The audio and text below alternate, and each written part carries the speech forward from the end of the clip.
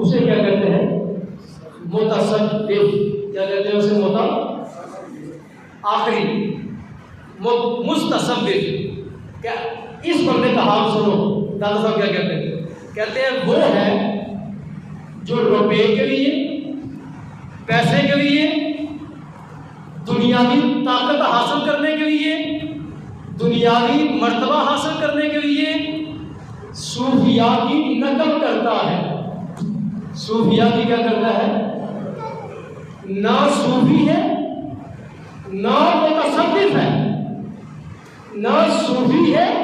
سنیے، دادا صاحب کو پڑھ رہا ہوں جن کے بارے میں لوگ کہتے ہیں شرک کا اڈا ہے، اور تمہیں توحید کہاں سے سمجھ آئی بے وقوفو؟ اگر اس بندے کو توحید سمجھ نہیں آئی تو پھر کائنات کے کسی بندے کو بھی سمجھ نہیں آئی. اگر یہ توحید پرست نہیں ہے نا، اگر یہ وحدانیت کا ماننے والا نہیں ہے، تو میں قرآن کے اوپر ہاتھ رکھ کے کہتا ہوں پھر دنیا میں کسی کو توحید سمجھ ہی کوئی نہیں. یہ بندہ کہتا ہے، کہتے ہیں جو نہ صوفی ہوتا ہے نہ صوفیاء کی راہ پر چلے، جو پیسے کی لالچ میں، دنیاوی منصب کی لالچ میں، طاقت حاصل کرنے کی لالچ میں صوفیاء کی کیا کرتا ہے؟ نقل کرتا ہے. پگڑی، جبہ، تسبیح، یہ چیزیں ہاتھ پکڑ کے کیا کرتا ہے؟ صوفیاء کی نقل کرتا ہے. صوفیاء کی. اور مقصد کیا ہوتا ہے؟ پیسہ. مقصد کیا؟ مرتبہ. مقصد شہرت. داتا صاحب کہتے ہیں ایسا بندہ نہ صوفی ہے نہ متصوف ہے، ایسا بندہ دجال اور فرار ہے.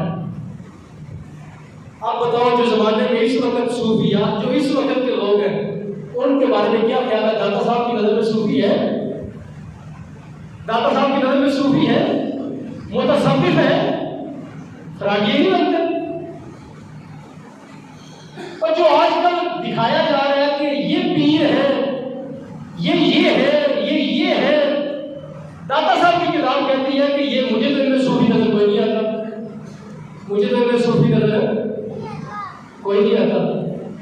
یہ تو صوفیاء کی نقل کرنے والے لوگ. پگڑی پہننے سے کوئی صوفی، دادا صاحب نے کہا پگڑی والے کی صوفی کے دل میں پگڑی ہے، جبہ ہے، داڑھی ہے، داڑھی تو ہے نا، تسبیح ہے. کہتے ہیں یہ چیزیں صوفی کی علامت ہے ہی نہیں. جبہ، دستار اور تسبیح اور نقل مقول کی نقل کرنا یہ صوفیاء کا ان کے اندر شامل ہی نہیں ہے. صوفیاء کسے کہتے ہیں؟ جن کی انا مر جاتی ہے.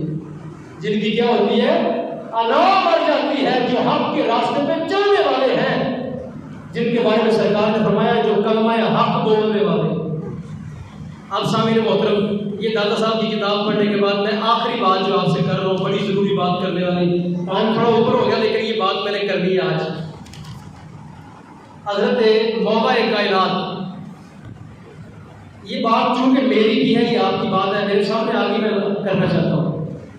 حضرت مولا کائنات سے حضرت علی سے کسی نے پوچھا،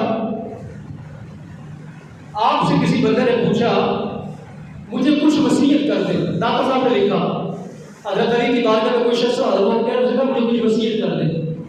آپ نے وصیت کیا کی؟ حضرت علی نے وہ پڑھنے لگا ہوں، سنیے گا. آپ نے فرمایا لا تجعلن اکبر شغلک بأهلک وولدک فإن يكن أهلک وولدک من اولیاء اللہ تعالی. آپ نے فرمایا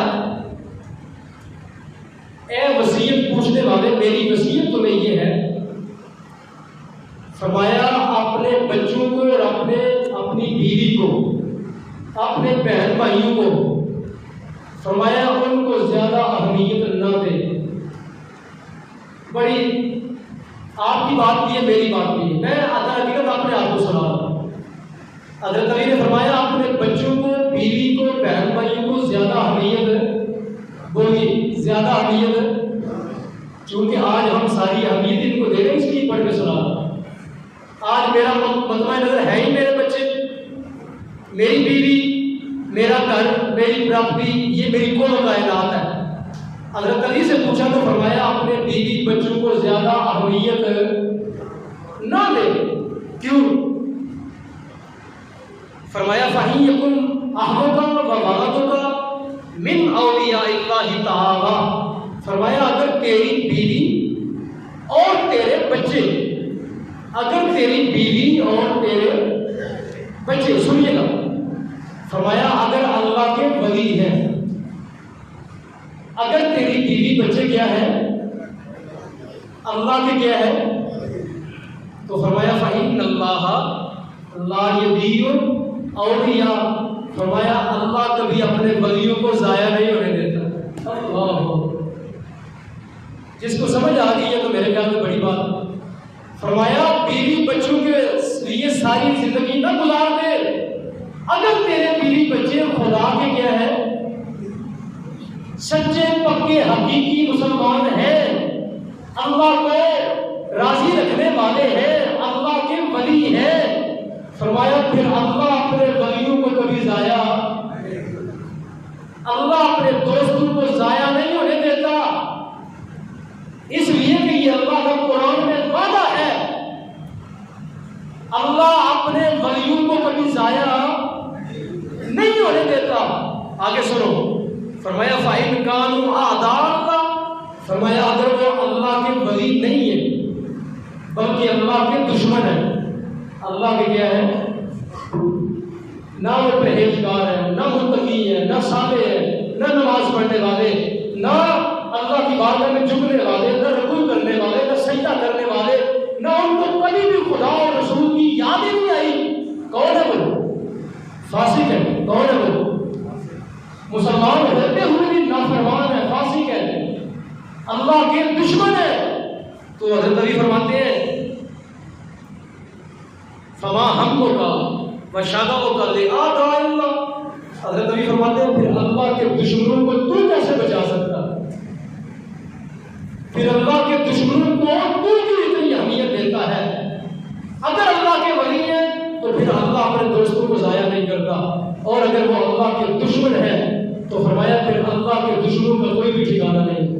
تو چاہے ہزار محنت کر بھی لے ان کے لیے، ہزار کوشش کر بھی لے ان کے لیے، پھر بھی وہ اللہ کے کیا رہیں گے، دشمن ہی رہیں گے۔ تو پیسہ کما کے ان کو دیتا رہے گا، ان کی تربیت کی طرف نہیں توجہ کرے گا، ان کو اللہ کے قریب نہیں کرے گا، مصطفیٰ کی سنت کے قریب نہیں کرے گا، ان کا عقیدہ درست نہیں کرے گا، ان کا عمل درست نہیں کرے گا، تو وہ دن بدن اللہ کے دشمن اور بنتے جائیں گے۔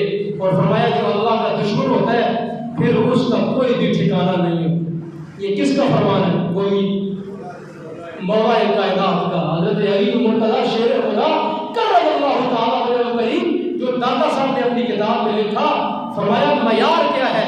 فرمایا تیرے بچے اور بیوی اگر اللہ کے دوست ہیں تو پھر تمہیں فکر کی کوئی ضرورت نہیں، پھر فکر والی ذات موجود ہے، اور اگر وہ خدا کے دشمن ہے تو پھر تو فکر کر بھی لے، تو پھر ان کی ہزار فکر کر بھی لے، ان کو کوئی ٹھکانہ دینے والا، کیونکہ وہ خدا سے دور ہے۔ نقطہ کیا نکلا؟ نقطہ یہ نکلا کہ لوگوں اپنی اولادیں جو ہیں ان کو دین کی راہ پہ ڈالو گے، ان کو اللہ کی راہ پہ ڈالو گے، ان کو نبی پاک کی سنت کے قریب کرو گے، تو پھر تو اولیاء اللہ کے راستے پہ آ جائیں گے۔ اور اگر صرف پیسہ بنا کے فیکٹری بن کے ان کو پیسہ کما کے دیتے رہے اور وہ اللہ کی دشمنی میں حد سے بڑھتے گئے تو پھر تیرا پیسہ کما کے دینا ان کو کسی کام نہیں آئے گا۔ لہٰذا اپنی اولادوں کی تربیت میں کوئی کمی کوتاہی نہ چھوڑے، یہ مولا کائنات کا فرمان ہمیشہ یاد رکھیے۔ اللہ عمل کی توفیق عطا